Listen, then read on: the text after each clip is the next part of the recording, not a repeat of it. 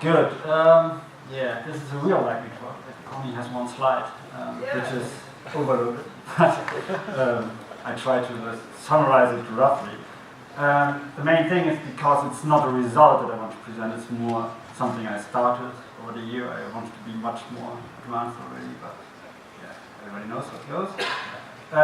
So like my main stuff that I did before at university as a PhD student was like this open tiled many-core system on chip project, and yeah, we used OpenRISC, and so I had to build my debug system, and we needed some trace debugging for like having this parallelism somehow captured in a good debug infrastructure for us, and yeah, so we filled with all the FPGA boards, you know, this annoying stuff around there.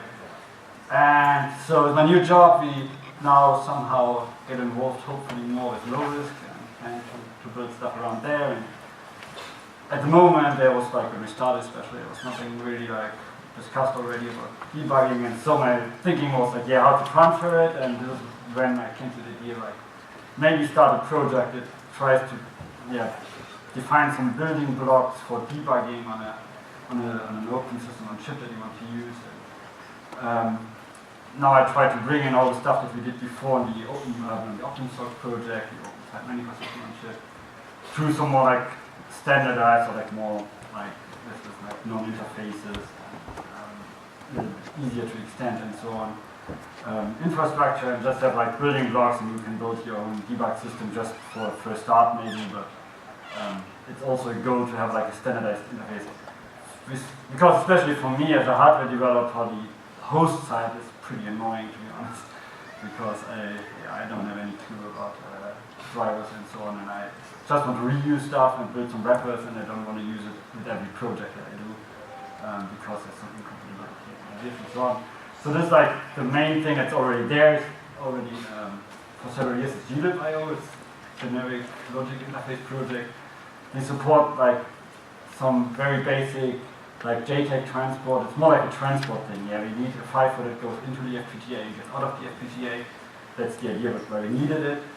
So we have like a 16-bit FIFO on the host side and on the FPGA side in the other direction, and everything else is more like encapsulated in the protocol that goes over it. And so we didn't implement all this stuff from scratch, but we took like existing projects like River for PCI Express. And wrote the wrappers around it so that it has like a 16-bit FIFO interface on both sides, and you could just pump through the data, and like it's like simple flow control, ready stuff. Pretty simple FIFO. And around that we already built like our debug infrastructure, just like on the host and on the FPGA side. This is of course limited there, but at the moment this is our major goal for prototyping, of course. We also have something like very basic JTAG, which you have like most of the time. So we have an open OCD extension where we have like a very large shift register where we can get, I think, data rates which are okay for JTAG, but not that high, of course. What is it at the moment? 600 kilobytes. Like 600 kilobytes you can pump in and out bidirectional, so with each shift you just exchange a massive amount of data. I think it's upstream also an open OCD, so like we try to not reinvent it from time to time, but just like extend what's there and try to fill around the pain of using stuff that somebody that a few years ago doesn't maintain anymore. So on the host side it will be like more like convenient classes and stuff like mostly money or C of course, but like there you can like it's packetization that we do in there. It's, most of the stuff runs in user space. For the USB, we use usually like adapter boards like this Cypress FX3 now, that we get like 950 megabit per second, which is quite cool already. There you can have like USB transfers in bulk. It's pretty nice to use already.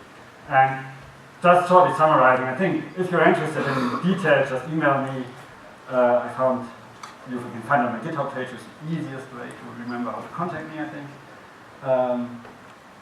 So like the basic idea is like it should be modular, composable, and it should be possible to do state-of-the-art new ideas in debugging with it, because at university we also did research in debugging, and the idea is like, I don't know if everybody is familiar with the like trends in debugging. Like most of us have all used like run control debugging. I set breakpoints, I observe register values, I step, I run and control it essentially. And on the other hand, like the biggest trend at the moment that all research goes in this direction is trace debugging, where you have events that are somehow processed at some point somewhere in the system or on the host, and I can like reconstruct execution of the whole system, either online or offline, and that way I can observe like concurrent behavior. I can see like what my hardware block did while the other one, like the processor executed something. And all the research around there goes about like, yeah, how can I reduce the data rate? Yeah, because I can get terabytes of information in each segment about like, yeah, what's the executed instruction in the cycle on each of the processors, what was happening on network on chip, and so on. So there's a lot of research on like pre-processing and getting from the pure like trace events to some information that's valuable. Because in the end, you should reduce it really to information that goes over the transport. Then even a few kilobytes per second can be sufficient if it already gives you, yeah, everything is okay, or it tells you there's a bottleneck, or you have a failure. So what we have is like some very flexible debug interconnect. It's a ring as you would do this, like 20 lines of chisel or 80 lines of Verilog code. I did both, and I can compare it. I won't share my experience this time. No, I don't want to get this. I just tried both. So yes. So like, it's not like the best state-of-the-art network on chip. Everything is more like, who knows, my code is more about readability than fanciness, to be honest. So it's just like the standard thing. It may run a bit faster, but for me it's easy to use, and then I can just juggle around with some of those blocks, and like the most like run control, you can have the GDB server on the host side and send messages to it, and everything is a message, like an event. Like a trace event is a message, everything is a message. It's just packet going on the network and going to the host, and then somehow handled by the software on the host side. Important here then is for us now, and also for the stuff that we want to develop with it, like generate a trace event is not that hard, but do something out of it. And that's the idea of such a debug subsystem. Yeah. What will happen is that the trace event, if something happens, is it like the execution or a branch taken, or is it like a DMA transfer that finished? Not to send it to the host and have a GUI where you have, like a friend of mine is working at Kyle of ARM, and he tells me like, yeah, we have like 4 gigabytes of trace data, and I'm like working on getting them displayed in a Microsoft whatever window, and it always crashes, and I tell him, yeah, like, who wants to look at 4 gigabytes of raw trace data? Yeah, it's insane, why do you do this? And yeah, just because they can, apparently. So the important thing is like pre-processes and give like a light that says okay or bad or something like this is the optimal solution, but at least some intermediate steps like aggregating, like generating more like pre-processing on the system already, and this is what we think those debug subsystems will be about. In low risk, maybe one of the minion cores may surface one of those, like having a file foot attached to it, and it can reschedule events and so on. So you could configure like a trace module and tell him like, this class of events don't send to the host, but instead send for pre-processing on the system.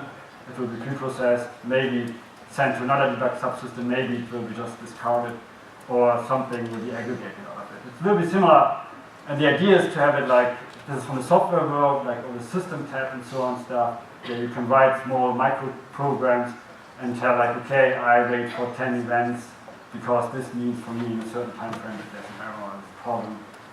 You write very simple of those snippets, and in the end, somehow you get something meaningful. So if you're interested in like contributing, discussing it, giving input, just send me an email.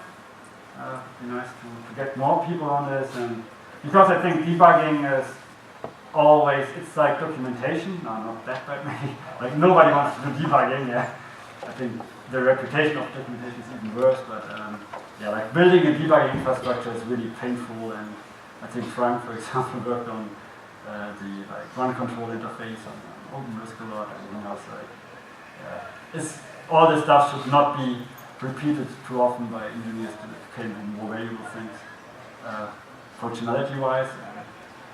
So as I said, like in research, and that's something I really want to encourage people should think about debugging, because I think this is more important than all this like getting an extra megahertz somewhere somehow for something you don't want to do actually. But more like also focus on the idea like, how can I make my design more usable, and can have a right off start idea about like how to approach the problem and solve the system. Good, then thank you very much. And enjoy the day.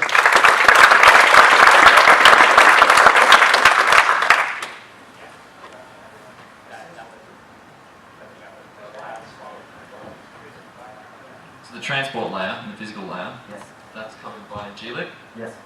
What is it? And is it kind of flexible? Can you put it over kind of whatever you want? Yeah, it's I think it's actually built, isn't it? Oh, it's MIT license. No, I mean like physically, it's JTAG, right? No, it's like several things. So you have like it has like a transport layer that's really the transport, and you have some wrapping around logic that does like packetization and all this stuff. And usually inside of each of those like different implementations, we use like the top level and do some fiddling around. So it's pretty flexible. It mostly depends on the boards, of course. Like we use like Kintex boards, we use like Spartan boards. We have like more exciting guys. So we haven't tested it. I don't think there's much of a problem of taking the same board and connect it to an Altera board. But usually, like the onboard transport sucks of all FPGA boards, to be honest. But Yeah, so using the tap that's in the FPGA. yes, in this case, this is something we also tried, is using this like injected tab, but it doesn't really work anymore on Vertex 7, I experienced, or Kintex 7 or 7 series. It's somehow like it got, I don't think it got abandoned, but it's somehow not really well documented anymore. Should I look at it? Yeah, at the moment, it's just like we connect like the standard Olimax data cable, because they even wanted better frequencies. And so I think they wanted 30 megahertz, I think, something like that. Up to 30, yeah. Yeah, so they are like usually okay.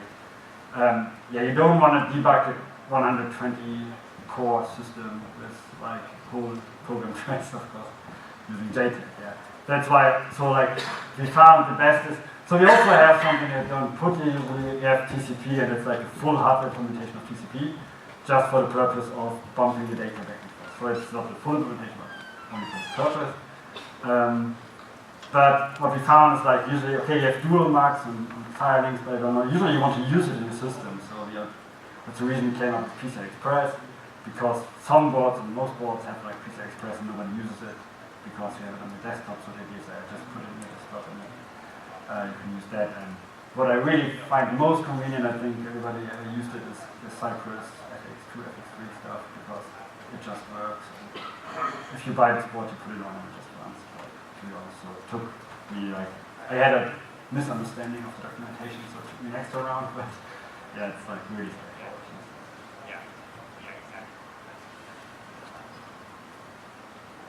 So, and GLibIO is just like the collection of like, this is the firmware you have to put on the board, and this is the board you have to buy. And for PCI Expresses, yeah, those are the supported Xilinx boards that we support, and everything that Bluefield supports.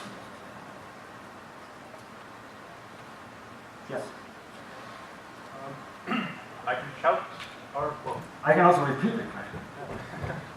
Thank you. So, from what I see on the slide, it looks quite XMD Xilinx microprocessor debugger-ish. Is that correct in the sort of I think, things? To be honest, it's the natural way to do it. Yeah.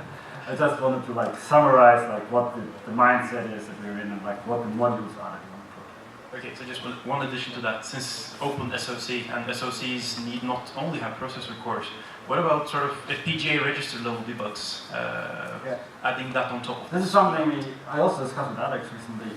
I think there's some guys, I don't remember, that also did something like logic debugging and doing their own transport again.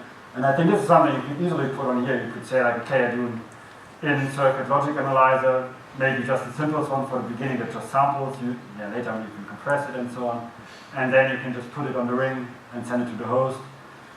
At later stages, we are planning, of course, to make a more sophisticated interconnect to speed this up. Yeah, because if you have a logic analyzer, it should at least be the last participant before the host interface, of course. Yeah, but these are some things that so the idea is really like, this is like a very simple packet NOC interface, like everybody would do this. And I did in half a day, so it's nothing to be serious about. And then everybody should just connect the stuff, register an ID for this event, and then it's done.